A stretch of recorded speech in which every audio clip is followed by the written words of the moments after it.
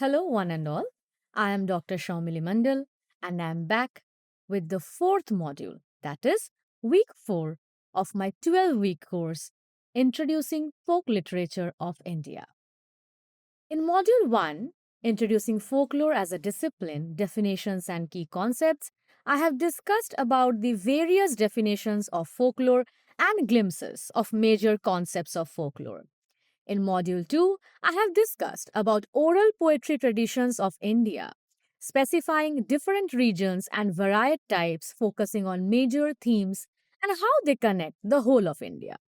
In Module 3, I have discussed the folk and its narrative genres, specifying folk tales of various regions of India and how they are mostly connected by similar themes throughout India. In this module, I will be dealing with the folk music of India, also specifying the various themes and types of folk music. In my first lecture, I'll be talking about people and their music. In my second lecture, I'll be talking about folk songs of East and Northeast India. In my lecture 3, I'll be talking about folk songs of North India. In lecture 4, folk songs of Central and West India. And in lecture 5, I'll be talking about folk songs of South India. So, now we'll start lecture 1, People and Their Music, of my fourth module, Folk Music. In the first slide, I'll be talking about the origin and history of folk music. Folk music has been defined as a manifestation of illiterate people resorting to oral tradition in performance. Also, folk music is practiced by the rural society and is both instrumental and vocal music, which is folk song. It is a continuous process of creation by unknown composer and transmitted orally from generation to generation. Unlike most of the rural society of the world, folk songs play an important role in everyday life of rural people of India, as they are connected intimately with it. For rural people, it is a medium of the expression of their sentiment. Folk songs are different types and are associated with various events of rural life, such as life cycle, birth, wedding and death, festival, rituals, and professional also, like the fisherman's song. Also, the seasonal song, the songs of 12 months, agricultural, work song, for example, cowherd song, love and yarning, and ballads. Folk music emerged as one of the first musical genres and has profound roots in human history and culture. It is distinguished by customary melodies and has been passed down orally through generations, and they capture the pleasures, hardships, and as I said, the experiences. So, in the prehistoric time, folk music existed before written history. And as it was developed, it means that it has the means of emotional expression, storytelling, and communication among early humans. We also have the primitive vocalizations, the rhythmic noise, and primitive instruments like drums, flutes, and stringed instruments. Also, folk music is one of the has always depended on oral traditions, which is one of its features we can say. Songs, tales, musical traditions were transmitted orally as from generation. How? The farmers, laborers, travelers, the families, these they often express their collective experience and it became the folk song during the medieval period. It was spread throughout Europe, Asia, Africa. In this period, folk songs were sung in rituals, festivals, and community events. They were often simple, actually, in form and accompanied by instruments. In Europe, the ballad form, which I discussed in my oral poetry tradition, or narrative songs, often telling a story, became popular. Also, later, as in 17th, 18th centuries, they became more complex. And folk music, it began to diverge in different regions and cultures. The rise of the empires, their expansion, their conquest also led to the development of written music and to a greater separation between the elite of court music and the music of common people. However, folk music always remained to rural life and it became a symbol of national identity, particularly in Europe in the 19th century. Composers and scholars they began to collect, preserve the folk tunes. And in countries like Ireland, Scotland, Hungary, folk music became an important tool for expressing national pride, as I said. So, the collection of folk songs by ethnomusicologists like Francis James Child in the US and and Sharp in England helped preserve many tunes of the folk. Also, in the 20th century, there was an immense rise of folk music in the United States with the migration of people from rural to urban areas.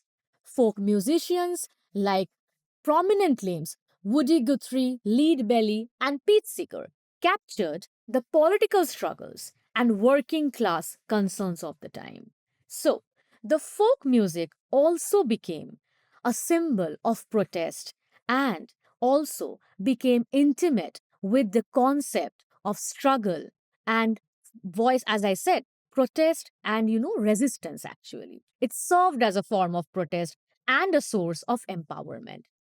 In the 1960s, the American folk music revival gained significant attention. And we have the poets like Bob Dylan, Joan Baez, Peter, Paul, and Mary. The genre crossed over into mainstream pop culture, such as civil rights, peace, environmentalism.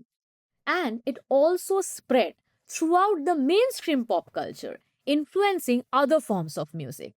In recent decades, folk music has experienced numerous revivals, with contemporary artists fusing folk music with other genres, like we have now indie rock, electronic, and world music. The folk label has been spread now. And from the minimalist folk of Sufjan Stevens to the indie folk bands like Mumford and Sons and the Lumineers. In the next slide, I'm going to talk about the characteristics of folk music. As I said in the earlier slide, that folk music is a significant non-verbal form of folk culture and it pertains to all forms of music that belong to a social group and it includes the participation of the social group. Some forms of music have shared commonality with classical form of music too. In the history of music traditions in any continent, there are numerous instances of folk and classical genres borrowing from each other. So, folk music makes great use of language to communicate with the listeners. It primarily relies on human voice rather than on musical instruments and language, and it's a part of their performances. We also have the lyrics actually, and folk songs say stories whether historical, personal, or communal. I will say you a bit about the instruments which we have because it's a very important characteristics of folk music. So traditional folk music is commonly played using acoustic instruments such as we have the guitar, we have the banjo, we have the accordion, we have the mandolin and everything. Why? Because they are simple, they can be brought easily and they are accessible to everyone. Also, they are easy to carry. That's also a main point. Folk music has simple, repetitive melodies, and they are very easy to sing and remember. And the harmonies we have, they are straightforward. There are a few complex chords we have, and some, like written progressions we have. Also, there is no singular folk music. Every culture has their own form of folk music. For example, American folk music has its root in various immigrant traditions, while Irish folk music incorporates traditional instruments like the tin whistle and the pipes. So we can say that folk music has distinct characteristics that sets it apart from the pre-existing musical genres. They have evolved over centuries and they have the lyrics and themes which is a hallmark of folk music. The art of storytelling is very much prevalent in folk music. Folk music tells a story to us. You can say they are narrating a story to us with music, which will be entertaining to us, which will be more appealing to us, and the audience will have a greater participation. In the 20th century, for example, folk songs became a tool for social change and they addressed several rights. Also, they reflect the socio political realities of the time, be it the US, be it the UK, be it the Indian subcontinent, or be it the African subcontinent and other places. Also, the lyrics frequently highlights universal human emotions and struggles. So the lyrics are very important in folk music. Not the importance of writing the lyrics, but the importance of singing the lyrics and conveying it to common people. As I said, it has very simple lyrics and it has repetition, it has melodies, and they have straightforward melodies that are easy to remember. And it's accessible to people of all ages and musical abilities. The repetitive nature, as I said. And there's also a strophic form where the same melody is repeated for each verse but with different lyrics. Very much like the folk tale we have. The same story but different versions. Also, the structure allows the song to tell a continuous story or convey different ideas over time without the need for complicated changes in melody or harmony. Also, in the folk traditions of African American and other indigenous cultures, there is a pattern. One singer or group sings a line, and the other responds with a repeated phrase or a variation. This interaction promotes community participation and connects the listeners. As I said, folk music is something which connects the audience to the singers. It's just not the singers are singing and the audience are listening. It's, you can say, a two-way communication process. The singers sometimes join with the audience and the audience also enjoys singing with the singers. So, folk music is typically played, as I said, on acoustic instruments. And I have said they are some of banjo, they are mandolin, and others. And it makes what it provides, besides being portable and accessible, they are also versatile. And the guitar is very much preferred by the folk musician. A distinctive, twangy sound makes the banjo popular. And there's also the mandolin, which is known for its bright, beautiful sound and is used for various folk traditions. We also have the fiddle, which is another prominent instrument in the folk music. We have the accordion, used in European folk music, such as French, German, and Eastern European folk. Also, we have the percussion, which is not very much prominent in folk music, but the drums, the tambourines, or the bodhrán, they add rhythm to folk music. So we can say that the folk music instruments have a diversity. So the music instruments I talked about are very play a very important role actually in folk music. The mandolin, the fiddle, the violin sometimes, very not very sometimes actually. Violin, fiddle, accordion, and everybody of them. Also, the oral tradition I said, they are mostly anonymous and they were created by the community rather than by a single composer or artist. So, they are largely anonymous and they evolve.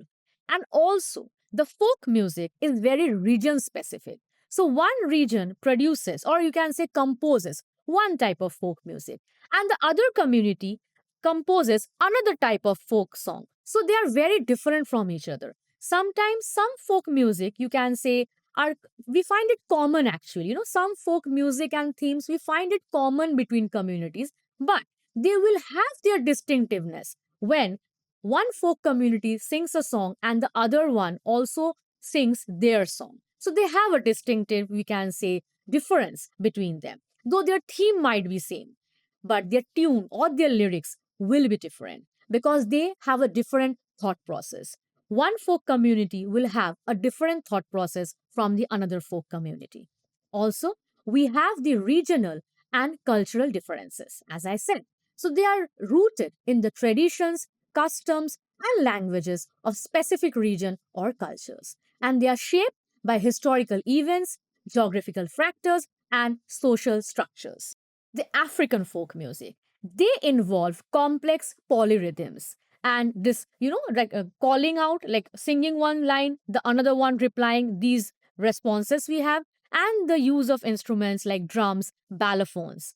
Also, they are often tied to specific cultural practices, rituals, and events. They are used in celebrations like weddings, harvest festivals, religious ceremonies, and even daily tasks like working in the fields. So, this connection is mainly to imbibe folk music to the audience, to the rural life actually. And also, about after saying all these, I will say that one of the true feature of folk music, you can say the very important characteristics, which is inclusivity. Folk songs, as I said, are designed to be sung by anyone, whether they are experienced or just participants. The simplicity of it, makes it easy for anyone to sing, along with its social and cultural significance, makes it a communal activity and encourages shared expression. This communal aspect fosters a deep connection between the music, the performance, and the audience. In here, I have discussed the defining characteristics simplicity. I'm repeating the term quite a few times because folk music is simple, their accessibility, and they are rooted in the lives of ordinary people. And it has evolved, staying true to its origins of community, tradition, and storytelling.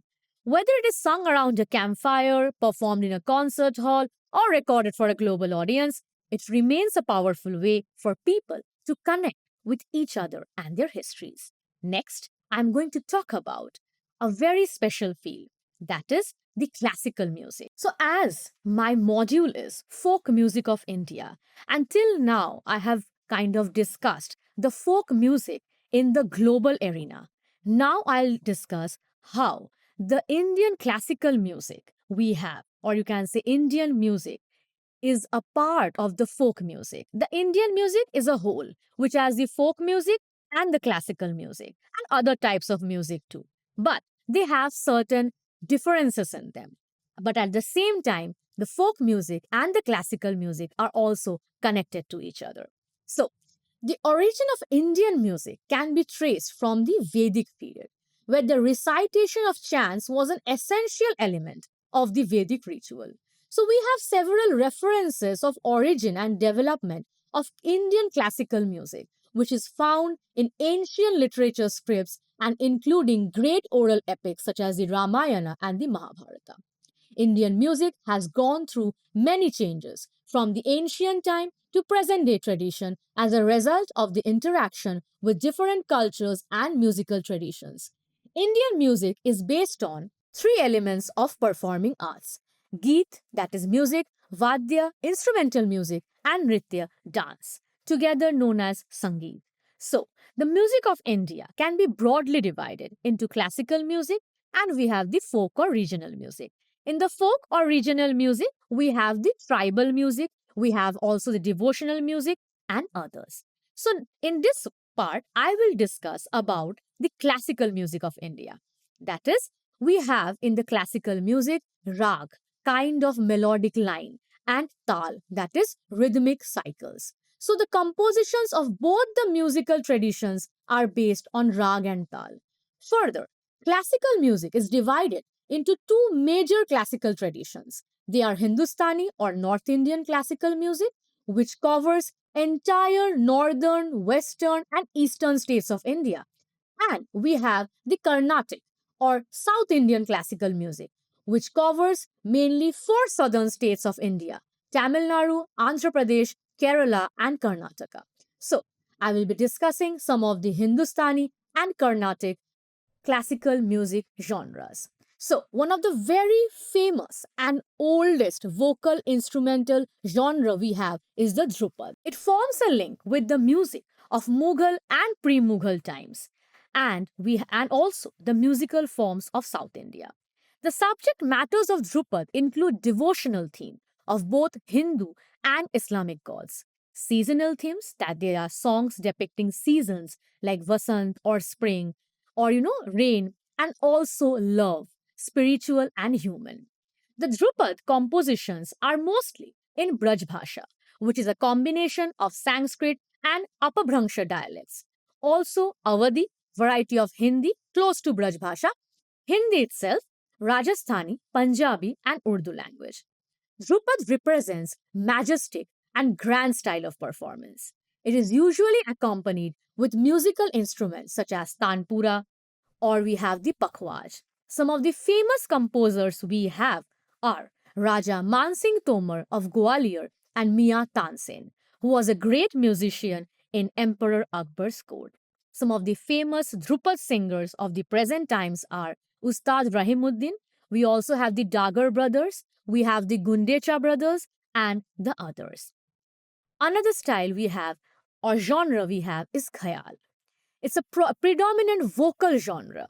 The khayal is an Arabic word which means imagination. In in comparison, khayal is a less complex and romantic form of singing than Drupal. The subject matter of khayal varies from devotional, philosophical, seasonal, and love. The languages of khayal are also Braj Bhasha, Hindi, Urdu, Rajasthani, Punjabi. It is said that Hazrat Amir Khusro, who was a great poet and composer, is often mentioned as the originator of both Qawwali and Khayal. We also have the Gwalior Gharana, the Jaipur Gharana, who are exponents of the Khayal. Next, I'll be talking about Thumri, which is a semi classical vocal form. It is essentially communicative with variations of Vak or the spoken word. The word Thumri, or Thumri we say actually, it's Thumri, might have been derived from the Thumak, which means the graceful movement of the foot and a close connection with the Kathak dance, a North Indian classical dance form. The roots of Thumri, they lie in the folk or regional genres of eastern Uttar Pradesh and Bihar, the state of India. It bridges classical and regional folk music, combining some of the most vital aspects of folk and classical music together and developing them in a highly stylized form. Thumri is accompanied with musical instruments such as the tabla, the tanpura, and the sarangi or harmonium. The Nawab of Awadh, Wajid Ali Shah, had a significant role in popularizing Thumri during his reign. He was a poet, singer, and dancer. He composed Thumri under the pen name Akhtar Priya. One of his very famous, we have Tumris, which was the outpouring of his heart when he was forced to leave his beloved city of Lucknow by the British, only to be exiled in Calcutta. He brought many of his musicians with him, and that is why Calcutta became a seat of Hindustani music to the masses. Calcutta means present day Kolkata. Some of the famous Thumri singers are Bade Ghulam Ali Khan, Begum Akhtar, Girija Devi, the late Girija Devi, Sabita Devi, and the others. Now, I'll discuss about the Carnatic or the South Indian music genre. So, in the South Indian music genre, we have the Kritis, which are the most important melodic groups of musical compositions for both vocal and instrumental music. The Kritis are given a prominent place in Carnatic musical concerts. The composition of Kritis is based on devotional characters or stories from Puranas and composed in Dravidian languages and Sanskrit. The most famous composers of Kritis are Tyagaraja, Muthuswami, and they are Dikshilar, Sham Shastri, and they are known as the Trinity of Carnatic music. The angas or parts of most kritis or kirtis we say are Pallavi, Anupallavi and Charan. Also, there is one very famous, we call it Tillana. It is one of the most attractive and lively genres performed in both musical, vocal and instrumental and dance performance. Generally, Tillan is sung towards end of the music concert. The word Tillan is constituted of the rhythmic dolena, sung usually in mediums, fast tempo, and word passages carrying the composer's signature at the end. So, next, I'm going to talk about the modern folk music. So, in the modern folk music, again, I'm back to the modern folk music and I will discuss it as a worldwide sensation. Previously, I was talking about the Indian classical music, and now I'll be talking about the modern folk music, as I said, in a worldwide theme. Globally, I'll talk about it. So, the modern folk music has also evolved from its traditional roots and they embrace a variety of influences. But it retains the core of simplicity, storytelling, and emotional depth. And it now incorporates the modern techniques, new instruments, and a broader range of themes. The genre has been seen as a revival and hybridization, making it versatile. So, I'll now speak about modern folk music, you can say globally. So, what are the modern folk music characteristics we have? The first is the fusion with other genres.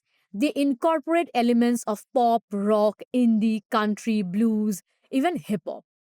These blends create a fresh take on traditional folk sounds while retaining the emphasis on lyrical storytelling. Also, in modern folk music, it's very common to hear the integration of electronic elements such as loops, effects, which gives it a more contemporary sound while keeping the acoustic elements central to the genre. Unlike the homemade, like you can see the raw and the early sound of early folk music, modern folk music artists frequently work with professional producers and sound engineers to create polished recordings that blend the organic feel of acoustic instruments with modern production techniques. Also, the storytelling and the social commentary is a common thing. And like be it the early folk music or the modern folk music, both have the narrative of storytelling and social themes such as love, identity. Now we have mental health also, environmental issues, political activism. We have included them in the modern folk music. Also, there is more focus on solo artists. Previously it was more communal and community. Now it is more we can say based on solo artists or smaller band, and now they have different mediums to express them. They have streaming services, they have social medias, and we also have like we can say various sing like you can say music platforms where we can listen to music of all types, which also creates a broader aspect for every kind of musician. So, we have the 1960s folk revival. I will go, a bit chronologically actually. Okay. So, in the 1960s folk revival, we have one of the very famous folk musician, that is Bob Dylan. Here I've attached a photo of Bob Dylan, who was one of the most influential artists of the 20th century. Bob Dylan revolutionized folk music by blending it with rock and introducing new poetic and political dimension. His very famous album, the 1963, The Freewheeling Bob Dylan, which includes classics, has become anthem of the civil rights movement. Alongside Bob Dylan, we have a very prominent artist called Joan Baez, who was known for her powerful voice and commitment to social justice. Joan Baez was an iconic figure in the folk revival. Sometimes we call her Joan Baez also. And her music, such as Diamonds and Rust, addressed both personal and political themes, influencing the generations of folk musicians. The you can say the later folk musicians she has inspired. We also have the other trio, a very famous trio who made folk music more popular. In the 2000s, we saw the indie folk revival, which blended elements of traditional folk with indie rock and alternative and folk pop. The movement emphasized a return to acoustic instruments and emotional depth, though it had a modern sound influenced by new production styles and a greater focus on storytelling. So we have the Mumford and Sons, often credited with bringing folk rock into the mainstream. Mumford and Sons became known for their energetic live shows and use of traditional folk instruments like banjos, mandolins, and fiddles fused with modern rock influences. We also have the Lumineers, the American folk band, which was formed in 2005, has achieved massive commercial success with their raw, heartfelt folk anthems. They also had their self titled debut album, featuring songs like Ho Hey and Stubborn Love. We also have the contemporary folk artists like Stevens, known for his eclectic approach to folk. His albums like Illinois and Carrie and Lowell mix deeply personal storytelling with lush arrangements. We also have Justin Vernon, who started a simple acoustic folk project but evolved into something experimental. Also, later albums like Bon Iver in 2011 pushed folk into more experimental and electronic territories, blending folk with ambient, indie, and electronic sounds. We also have the hybrid folk genres, and as folk music continues to evolve, many modern artists blended folk with other global musical traditions, creating hybrid styles that push the boundaries of what folk music can sound like. And in the modern folk music themes they have, as I said, mental health, self reflection. Many modern folk songs, especially those from Stevens and Bon Iver, delve into themes of mental health, loss, and emotional turmoil. So, now I come to the next slide, in which I'll be discussing about the folk communities we have, specifically in India. So, here I've given a beautiful folk performance. You can say folk music performance. So, folk music traditions, such as we have the Bhopas, the Bauls, the Sufi communities in India, they present rich, diverse, and deeply spiritual musical practices that have roots in specific cultural and religious contexts. We have the Bhopa tradition, who are the traditional folk performers in Rajasthan, primarily known for their unique form of devotional storytelling through music. They are also performers and they are both the singer and the storyteller. They are often associated with the Rajput communities and are sometimes considered priests of local deities. They have the instrument typically known as the Ravanhatta, a bowed string instrument which is very similar to a violin but a distinct rustic sound. And the themes of the Bhopas are mythological stories from regional epics or tales of local deities. They also tell the songs of Bapuji Ki Phar, which is a scroll painting, and have discussed this in the folk tale and also in the oral poetry tradition.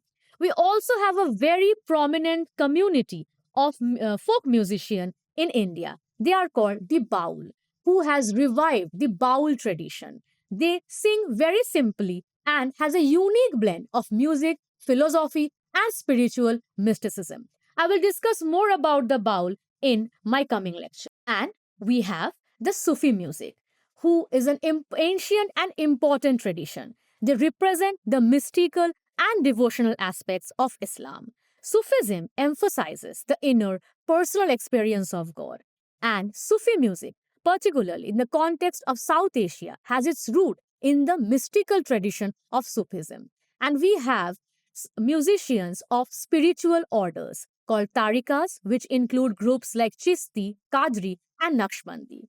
They use the instruments tabla, harmonium, sitar, flute, and dholak. Also, these all have transcendent themes. The Bhopas, the Baul, and the Sufis. And whether through the worship of deities in Rajasthan, the mystical love for the divine in Baul philosophy, or the ecstatic longing for God in Sufi tradition, these traditions seek to evoke a deep emotional experience of the spiritual realm, inviting both performers and listeners to transcend the mundane. So, now, in the end of this lecture, thank you for listening to me, and I have tried to give you an idea about folk music globally and in India. And also, I have tried to explain you the basic commonality and differences between classical and folk music of India, and also trying to connect them because every music influences every genre. I mean, every genre of music influences each other. And now I'll be explaining more about the folk music scene in India in my coming lectures. Thank you.